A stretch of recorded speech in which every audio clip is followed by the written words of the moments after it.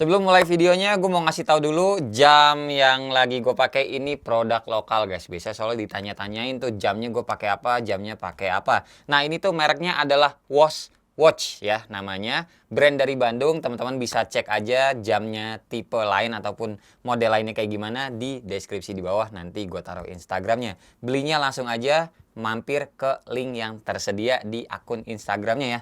Sekarang kita lanjut ngebahas handphonenya. Nih ya, gegara ROG Phone 5 yang ultimate kagak datang-datang ke Indonesia. Jadinya tuh gue nebus HP gaming ini. ZTE Nubia Red Magic 6 Pro. Yang bisa gue bilang ini adalah handphone gaming paling bener saat ini dari sisi pendinginannya. Asli guys. Ini ya teman-teman kan tahu lah ya, Snapdragon 888 itu terkenal dengan panasnya. Nah di HP ini, apalagi handphone gaming yang rata kanan, 888 tuh panasnya paling bener buat dipakai sehari-hari. Yuk kita mulai bahas.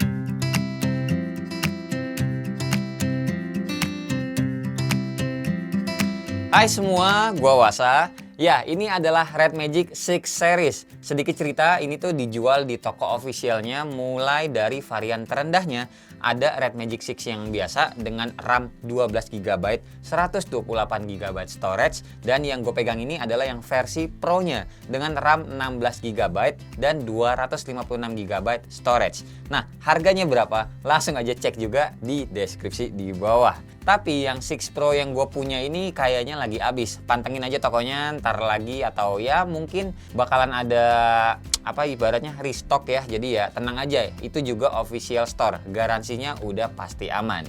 Kita bahas dari boxnya dulu. Kotak persegi begini, ada tulisan Red Magic dan logonya merah kayak gini juga. Ada stiker hologram tulisan Imotech. Ini adalah distributor resminya yang ya emang udah beneran resmi ya. Jadi kalau kenapa-napa HP-nya itu bisa diklaim ke Unicom.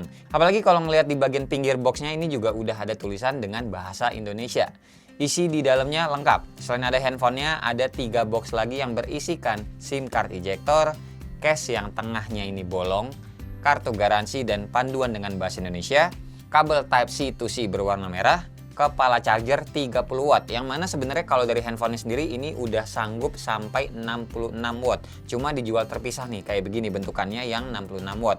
Ya mumpung ada di tokonya juga gue sekalian beli waktu itu. Dan terakhir dapat bonus nih kartu Tri sebagai bundlingannya. Lumayan guys.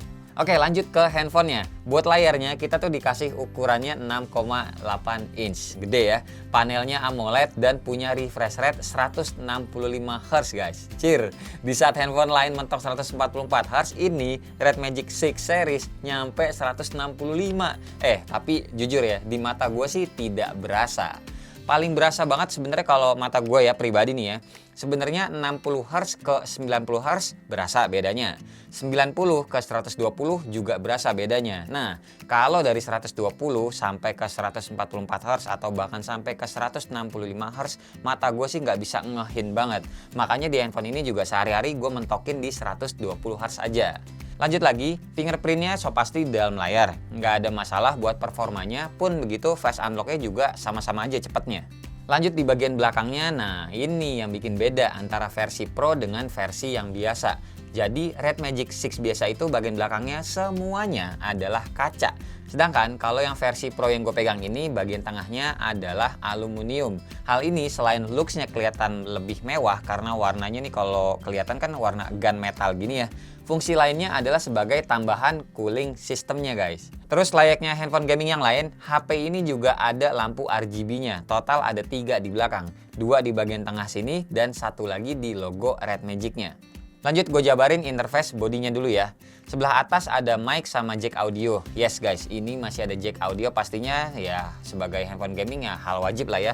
Cuma posisinya aja nih menurut gue kurang asik. Soalnya bakalan ngehalangin jari tangan kita. Jadinya paling ya orientasinya tuh mesti diputar kalau mau main game. Lanjut di sebelah kanan ada 2 sensor trigger, fungsinya ya sebagai tombol L sama R aja ya kayak di handphone gaming yang lain ada lah semuanya. Terus tombol power dan bolongan juga nih. Nah kalau yang di bagian sebelah sini adalah ventilasi keluar angin dari kipas internalnya. Ini yang gue bilang tadi di awal, makanya kenapa 888 di Red Magic 6 series ini tuh adem. Lanjut lagi dulu tapi ya bahas interface-nya. Di bagian bawah ada slot SIM yang cuma bisa nampung 2 nano SIM card aja tanpa micro SD. Ya iyalah, handphone flagship nggak mikirin micro SD guys, malah bikin lemot. RAM-nya aja udah LPDDR5 dan UFS 3.1 storage-nya. Jangan dilemot-lemotin dengan adanya micro SD, bukan target marketnya buat teman-teman yang masih mentingin micro SD di sebuah smartphone. Terus ada mic lagi, port Type-C, dan speaker yang mana pastinya sudah stereo. Satu lagi nyatu sama earpiece. Nah, cuma kalau soal speaker menurut gua ya kurang detail aja sih. Suaranya tuh cenderung cempreng kalau kita setel sampai maksimal. Kalau mau diadu speaker eksternalnya gue masih lebih demen ROG Phone 5 gitu loh. Kencang sih kencang sebenarnya si Red Magic 6 ini. Cuma ya balik lagi cempreng aja kenanya. Terus di sebelah kirinya ada tombol volume. Jadi nih power sama volume seberang-seberangan ya. Terus lubang lagi. Nah, kalau yang ini adalah jalur hisap udara si kipasnya. Dan terakhir adalah tombol game space berwarna merah ini. Yang mana kalau diaktifin akan muncul seperti ini. Semua game-game kita tuh akan dioptimalkan lagi semua-muanya. Baik dari sisi notif yang akan diblok sampai prosesornya juga akan di-lock ke kemampuan tertingginya. Terus buat kontrol hal-hal lainnya juga bisa di-swap dari kanan ke kiri kayak begini dan menu-menunya juga ada banyak. Oke, lanjut lagi buat softwarenya yang gue pegang ini udah paling update. Red Magic OS versi 4.0 dan juga sudah Android 11. Buat benchmarknya gue ngetes pakai Antutu versi 9.1.1 dapat skor 818 ribuan. Gede guys. Geekbench 5 juga udah pasti tinggi banget skornya. Lihat aja sendiri single sama multicore-nya. Lanjut buat ngetes game, gue cobain PUBG dulu pertama, dapat grafiknya smooth 90 fps, balance extreme, HD extreme, HDR extreme, Ultra HD bisa, UHD masih pajangan aja kayak biasa. Gue tes main gamenya, giroskop aman, tombol trigger juga aman, enak pokoknya buat dimainin. Lanjut Aspal 9 juga 60 fps-nya jalan nih, asik banget pokoknya soal visual di game ini. Terus Genshin Impact nih ya, si game setan, kipasnya aktifin paling tinggi guys. Oh iya, by the way, kita tuh bisa atur tingkat kecepatan kipasnya. Cuma ada 2 settingan aja sih yang bisa diakses gitu ya dari quick panelnya ini misalkan. Mau yang intelligent, ini maksudnya tuh kayak auto atau yang fast cooling. Nah, kalau yang ini yang paling kencang lah ya kalau yang fast coolingnya. Terus juga kipasnya auto aktif nih kalau kita ngecas pakai casan fast chargingnya. Jadi ngecasnya tuh nggak bikin handphone ini panas. Nah, balik lagi ke Genshin Impact-nya sekarang.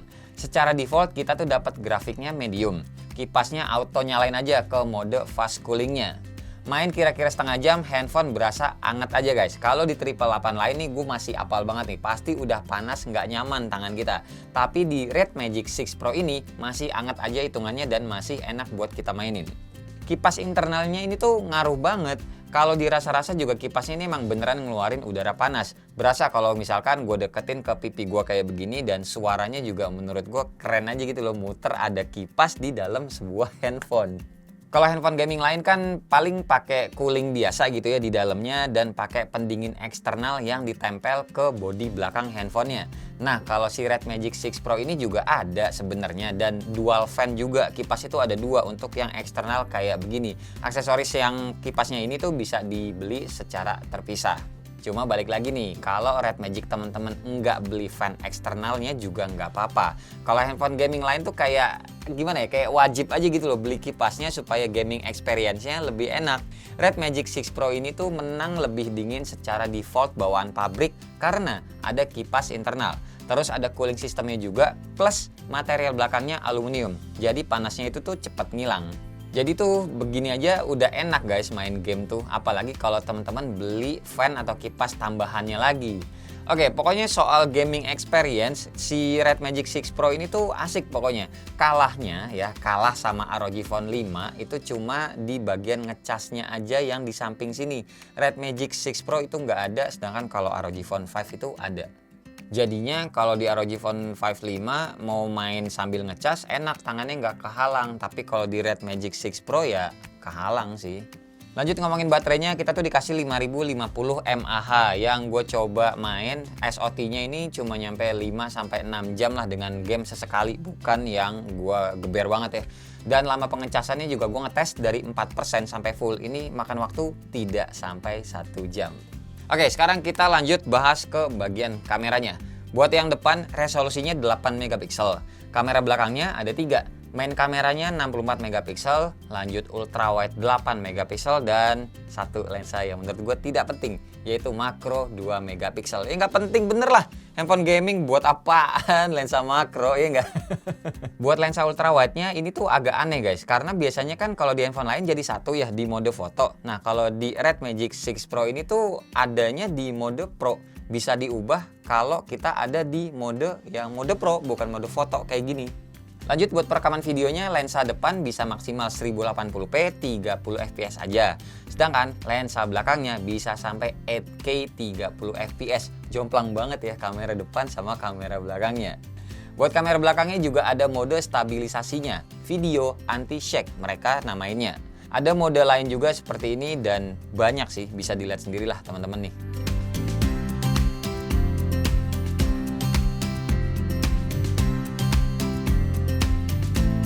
Buat hasil foto selfie-nya, beauty-nya menurut gua jadi halus banget pokoknya muka kita. Padahal ini tuh udah gua off-in. Mungkin kalau buat temen-temen cewek demen ya, tapi kalau buat gue pribadi sih kurang. Terus buat kamera belakangnya kadang tone-nya itu bagus, kadang tone-nya juga terlalu vibran jadi terlalu vivid juga. Cuma ya segini buat handphone gaming balik lagi ya, bagus sih. Udah gimana handphone gaming lah, tinggal apa ya, maksudnya itu tinggal teman-teman edit aja sedikit-sedikit gitu ya buat diposting di sosmed juga ya, orang nggak bakalan ngeh kalau ini tuh hasil foto dari sebuah handphone gaming, bukan handphone biasa. Kesimpulannya dari gua, ini adalah handphone gaming resmi saat ini yang paling adem. Handphone gaming ya, bukan handphone biasa yang pakai chipset triple 8. Buat teman-teman yang mungkin bosen juga sama ROG atau sekali-sekali ya pengen nyobain handphone gaming lain dan garansinya juga udah resmi, ZTE Nubia Red Magic 6 Series ini bisa jadi pertimbangan. Apalagi buat teman-teman yang concern banget sama chipsetnya, mau yang paling terbaru triple 8 gitu ya, tapi tahu resikonya tuh panas berlebih. Bolehlah ini handphone dicoba. Terus juga ya, satu lagi lupa gue, soal vibrate buat ngetik-ngetik ataupun trigger handphone ini nggak usah diraguin. Flagship banget rasanya, mantep sama padet. Paling keluhan gue cuma ada di aplikasi browser bawaannya aja nih, namanya Nextworld Browser. Agak ganggu, soalnya suka muncul berita-berita clickbait lah kayak gini yang biasanya tuh muncul di notif-notif kita. Aplikasinya BT-nya tidak bisa di uninstall, tapi teman-teman bisa disable aja paling nggak, biar nggak muncul-muncul lagi notif-notifnya. Gitu ya guys, paling segini aja pembahasan gue untuk HP gaming Red Magic 6 Series, terutama yang 6 Pro ini. Terima kasih banget pokoknya buat teman-teman yang udah nonton dari awal sampai akhir, dan seperti biasa tidak usah di like, tidak usah di share, dan nggak usah juga di subscribe channel ini kalau tidak bermanfaat. Tapi kalau bermanfaat ya silakan share juga dong ya ke teman-teman, siapa tahu nambah pahala. Sampai ketemu di video selanjutnya. Bye bye. Cheers.